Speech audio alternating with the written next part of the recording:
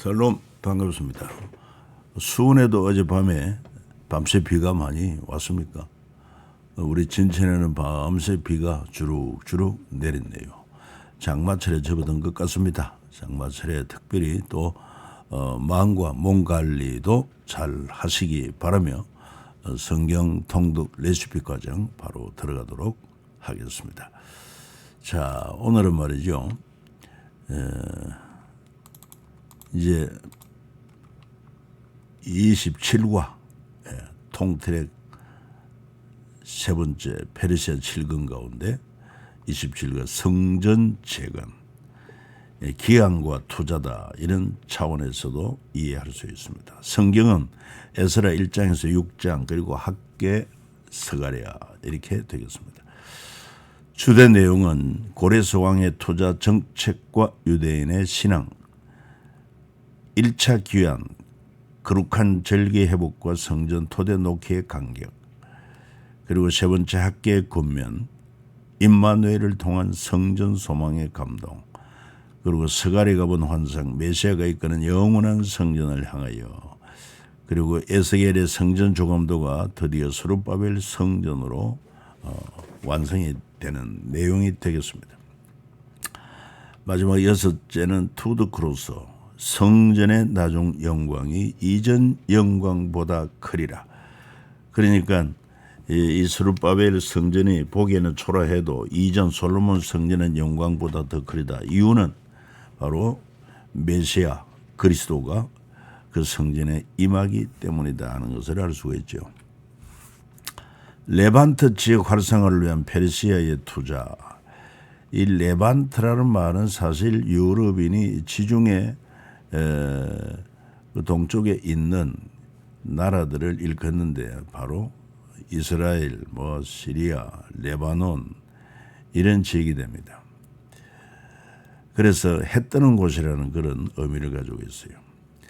그런데 이 페르시아가 제국이 되고 나서 바로 레반트 지역 활성화를 위하여 1차 파견했다. 그러는 이제 페르시아 입장에서는 파견한 것이고, 그래서 유대인들로 하여금 귀환 조치를 하고 아울러 경제적으로는 또한 유대 지역을 투자한 것이다. 그렇게 하면서 성전을 재건하라. 유대인들에게 성전은 매우 중요한 요소이기 때문에 그렇습니다. 그래서 1차 파견 때 총독은 스룹바벨 그리고 49,897명이 돌아오게 됩니다. 성전 재건도 하겠고 지원을 하며 성전 기명 5,400점을 투자합니다. 금은 그릇이 모두 5,400개라 그런 것을 알 수가 있고, 그 다음에 2차 파견, 그러니까 2차 귀환이 되겠고, 또 페르시아 입장에서는 역시 2차 투자가 되겠습니다. 공회를 설립하고 인정을 합니다. 공회. 2차 지도자는 학사 에스라와 아울러 1,754명이 돌아오고 종교 리더에게 세금 면제 혜택도 베풀어 주었습니다. 우리나라에서도 이 목사, 신부, 스님들에게는 세금을 면제했다가 요즘 와서 종교세를 내게 하고 있죠. 그러나 이 역사적으로 볼 때 또 성경적으로 이런 성직자들에게는 세금 면제하는 것이 옳은 것이다. 이렇게 봐도 틀림이 없습니다. 그 다음에 3차 파견. 페르시아 입장에서는 귀환 조치와 투자가 되겠고, 그리고는 성벽 재건을 허락합니다. 3차의 지도자는 총독 느헤미야와 다수가 파견되고 성전 재건 허락과 지원을 했고, 유프라테스강 서편 거점인 예루살렘 센터를 활성화합니다. 그래가지고 이 유대 지역을 활성화시킴으로 또 경제적인 그런 수익을 얻고자 하는 목적을 가지고 있었다 하는 것을 알 수 있습니다. 자, 그러면 첫 번째 고레스 왕의 투자 정책과 유대인의 신앙을 살펴봅니다. 고레스 왕의 투자 정책은 예레미야 70년 언약 성취를 위해서, 또 에스겔 성전의 조감도 성취를 위해서 이게 다 내포되어 있다는 것입니다. 바사왕 고레스 원년에 여호와께서 예레미야의 입을 통하여 하신 말씀을 이루게 하시리고 바사왕 고레스의 마음을 감동시키심에 그가 온 날에 공포도 하고 조소도 내려 이르되 바사왕 고레스는 말하노니 하늘의 하나님 여호와께서 세상 모든 나라를 내게 주셨고 나에게 명령하사 유다 예루살렘의 성전을 건축하라 하셨다. 그래서 이 사실은 예레미야가 이미 말씀하지 않았습니까? 바벨론을 포로되 70년이 차면은 다시 귀환하게 된다. 그리고 또한 바벨론 포로지에 있으면서 2차 바벨론 포로된 에스겔이 선지 사역을 하면서 성전 조감도를 하나님이 환상을 통해 주셨습니다. 이걸 이루는데 고레스 왕의 투자 정책과도 맞물리면서 그대 성취되게 하는 것입니다. 사실은 하나님의 역사는 여기에 있죠. 그러나 일반적인 역사관으로 볼 때는 고레스 왕의 투자 정책이라고 볼 수가 있고 그렇습니다. 그런데 이제 이게 성경 에스라 1장 1절에 나오는 것처럼 바사왕 고레스 원년에 여호와께서 예레미야의 입을 통하여 하신 말씀을 이루게 하시려고 이처럼 보이지 않는 이면의 역사를 주관하시는 분은 하나님이시다 하는 것을 알 수 있습니다. 그리고 하나님께서 고레스 마음을 감동시킬 때 온 날에 공포를 내려 조수도 내려서 하늘의 하나님 여호와께서 세상 모든 나라를 내게 주셨고 나에게 명령하사 유다 예루살렘의 성전을 건축하라 하셨다 하는 것을 알 수 있어요. 고레스 왕이 제국 경영 파트너로 유대 민족을 선택한 이유가 뭘까? 하나는 70년 바벨론 포로 기간을 타민족과 달리 사용했기 때문이다. 저들은 이 예레미야서를 통해서나 에스겔서를 통해서나 그런 하나님의 섭리를 깨닫고 비전을 가졌습니다. 그리고 페르시아의 우수한 민족으로 성장했기 때문에 그렇습니다. 그 다음에 유브라테스 강 서쪽 거점 확보에 걸맞은 민족이라고 판단했기 때문에 고레스 왕이 제국 경영에 유대 민족을 파트너로 선택을 했다. 자, 페르시아 제국의 투자와 성과 1차 5,400점의 성전 기명을 반환함으로 유대 절기에 시작되었고 예루살렘 성전 재건을 재건함으로 유대 경제 활성화가 이루어지고 제국의 세금 정책이 성공에 이르게 되고 그리고 또한 유대인들 자치 기관 사내들인 공의를 설립하도록 함으로 말미암아 유대 자치구를 통한 안정적 식민지 운영이 가능해졌고 그 다음에 예루살렘 성벽을 재건하도록 함으로 세계 상권 유입화 그러니까 경제가 활성화되었다 하는 것을 알 수가 있습니다. 그 다음에 두 번째로 1차 귀환은 거룩한 절기 회복과 성전 토대 놓기의 간격을 보여주고 있다. 1차는 에스라서 1장의 4장에 기록되어 있는데 성전 재건을 시작합니다. 그러나 북쪽 사마리아인들의 방해로 말미암아 중단되었다가 학계 스가랴 선지자를 통해서 성전 재건을 독려함으로 그래서 에스라 5장 6장에는 다시 성전이 완성이 되는 것을 알 수 있습니다.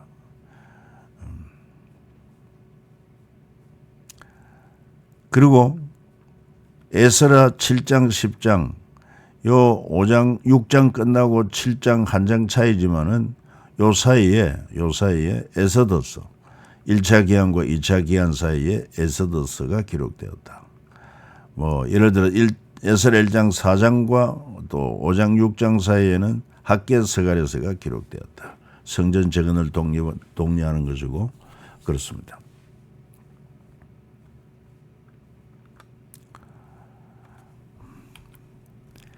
그리고 회당, 시나고게라고 하는데 바벨론에 의해 예루살렘 성전이 파괴되자 유대인들은 임시로 개인의 집들을 공공예배와 종교 교육 장소로 사용하다가 점차 공적인 모임이 가능한 곳으로 발전시켰습니다.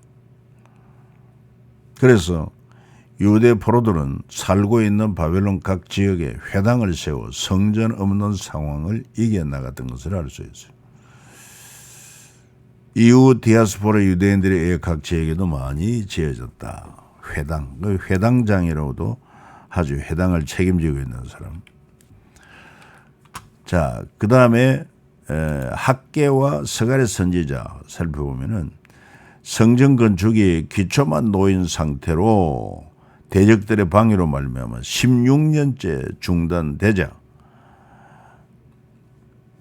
하나님은 학계, 스가랴 선지자를 통해서 그 이유를 설명하며 재건 공동체를 격려하는 사역을 행하게 하십니다. 학계 건면 좀 더 구체적으로 간결하게 현재적 관심사 참여하라. 좀 나이든 행동주의자다. 스가랴 선지자는 격려에 초점을 맞추고 조금 추상적이고 멀리 전개되고 미래적 관심사, 용기를 내라. 좀 더 젊은 비전의 사람이었다. 학계, 스가랴 비교가 됩니다.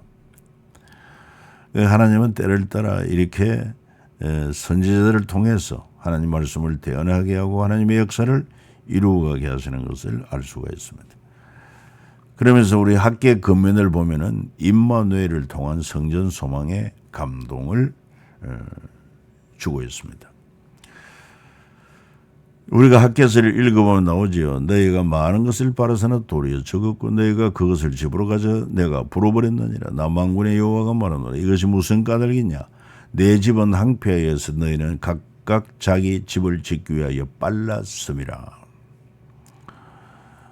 그렇습니다. 그러니까 성전이 중단되어도 성전 재건에 큰 관심이 없었어요. 자기 집 짓기에 우선했다는 것입니다.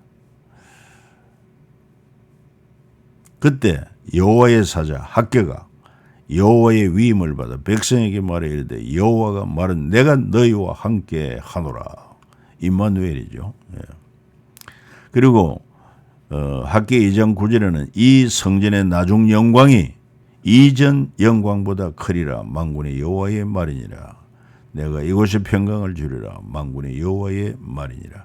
그러니까 이 성전에 이 스룹바벨 성전 아직까지 완성이 되지 않았지만 너에게 성전을 완성하면은 이 성전의 영광이 이전 솔로몬의 영광보다 더 크리라.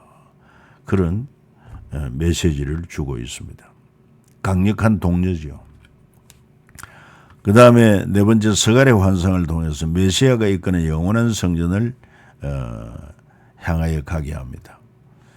스룹바벨의 손이 이 성전의 기초를 놓아선즉 그의 손이 또한 그 일을 마치리라 하셨나니 만군의 여호와께서 나를 너에게 보내신 줄을 네가 알리라. 성전의 기초를 놓은 후에 16년이나 중단되었지만 그러나 하나님은 그 손이 또한 그 일을 마치리라 하셨다. 그러니까 성전 재건을 독려하면서도 이렇게 격려하고 있는 것을 알 수 있어요. 그리고 예루살렘을 치러왔던 이방 나라들 중에 남은 자가 해마다 올라와서 그 왕 만군의 여호와께 경배하며 초막절을 지킬 것이다. 환상을 통한 비전입니다. 스가랴의 그리스도 예언이 스가랴서에 잘 나타나고 있는데 왕으로 오실 메시아를 묘사합니다. 스가랴 9장 9절 보라 죄송해요. 네 왕이 네게 임하시나니 그는 공의로우시며 구원을 베푸시며 겸손하여서 나귀를 타시나니 나귀의 작은 것 곧 나귀 새끼다. 그대로 이루어진 것을 알 수 있지 않습니까? 그리고는 에스겔의 성전 조감도 에스겔을 통해서 보여준 성전 조감도 꼭 그대로는 아니지만은 그것은 이 어떤 바벨론 포로되어서 성전은 불타버리고 예루살렘 성읍도 다 황폐되었는데 그러나 저들에게 하나님은 살아계시고 하나님은 또한 불타버린 그 성전 대신에 새로운 성전 조감도를 줌으로 소망을 가지고 희망을 불어넣습니다. 아주 구체적인 조감도를 주었죠. 이것이 실제는 스룹바벨 성전으로 이렇게 완성이 되었다. 자, 스룹바벨 성전 재건의 기쁨. 성전 재건 시작이 스가랴 3장 12절에 나오는데 제사장들, 의뢰의 사람들과 나이 많은 족장들은 첫 성전을 보았으므로 솔로몬 성전이죠. 이제 이 성전의 기초가 놓임을 보고 이 스룹바벨 성전의 기초가 이전 성전보다 좀 규모가 적고 초라했던 것입니다. 대성통곡하에서는 여러 사람은 기쁨으로 크게 함성을 지르니라. 그리고 성전 재건의 끝을 통해 봉헌식을 행할 때 수소 100마리, 순양 200마리, 어린 양 400마리를 드리고 또 이스라엘 지파수를 따라 순염소 12마리로 이스라엘 전체를 위해 속죄제를 드리고 제사장을 그 분반대로 레위사람 그 순서대로 예루살렘에서 하나님을 섬기게 하되 모세 책에 기록된 대로 되게 하니라. 이렇게 해서 스룹바벨 성전이 완공이 되는 것입니다. 나중에 헤롯이 분봉왕으로 있으면서 이 스룹바벨 성전을 정축을 했죠. 46년간에 걸쳐서 공사 중이었는데 그때 우리 주님이 성전에 임하신 것입니다. 자, 투 더 크로스, 십자가를 향하여서는 어떤 메시지냐? 이 성전의 나중 영광이 이전 영광보다 크리라 하는 것으로 이렇게 나아가고 있는 것을 알 수 있습니다. 그 제사장단의 명제로 제사 회복으로 예수님의 십자가 준비되고 메시아로 오실 예수님이 예언되었고 그 예수님은 겸손한 왕으로 오실 메시아 예수님이고 은 30에 팔리는 예수님도 묘사가 되고 메시아의 고난고 예수님의 십자가 고난으로 완성이 되고 그리고 새하늘과 새 땅 밑그림을 그리고 있다. 이렇게 보면 되겠습니다. 여러분 감사합니다. 그리고 또 특별히 무엇보다도 교재를 좀 정독을 해 주시고 공부를 스스로 많이 하시면 큰 유익이 있을 것입니다. 무엇보다도 매일 성경 읽어 나가는 것 빠지지 말고 잘 감당해 주시기를 바라겠어요. 또 다음 주에 뵙겠습니다. 샬롬.